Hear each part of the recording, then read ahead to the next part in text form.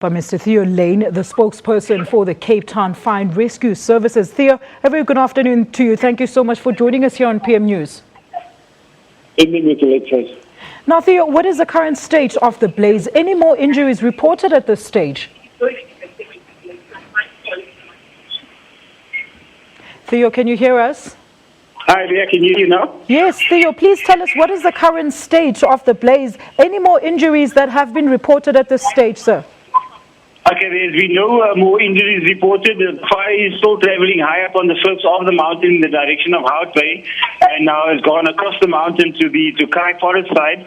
So we've had to redeploy our resources to cover both those areas, and we have still got helicopters water bombing strategically to try to slow down the fire sufficiently for the ground crews to extinguish the fire. Now, Theo, I know it might be a bit early, but are you able to estimate the extent of the damage caused by the fire so far? Well, there has been a couple of 100 hectares that has been affected by the fire, and we will make a final assessment once the fire has been properly contained and or extinguished. All right. Now, how's the fire department working to control the blaze, Theo? We hear it's been quite a battle with the winds aiding to the blaze. Well, we have got slight wind starting to pick up in the area, and that is obviously going to hamper firefighting efforts, as well as it is very hot and dry out here at the moment.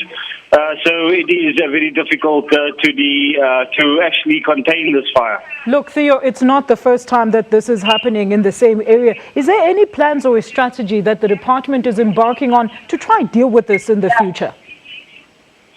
This is a natural nature area, and we do have vegetation along the entire Table Mountain range.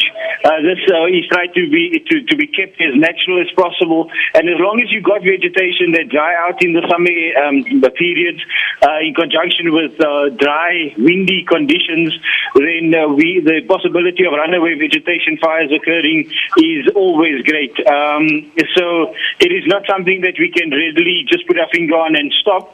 It is a nature area. All right. Now, Theo, we also understand that a retirement village was evacuated. How have the residents, responded to the evacuation process? Well, they assisted us greatly in the evacuation process. We did not have too much problems. We had indicated that it was for their own good, but then there were many residents that were able to return back to their residence. So whilst they were temporarily housed in a different location, they have been allowed to go back, and the property, for the most part, was not damaged. Thank you so much for that. That's Mr. Theo Layne, the spokesperson for the Cape Town Fire and Rescue Services, talking to us about a massive blaze in Muizenberg that has now spread to other parts of the area.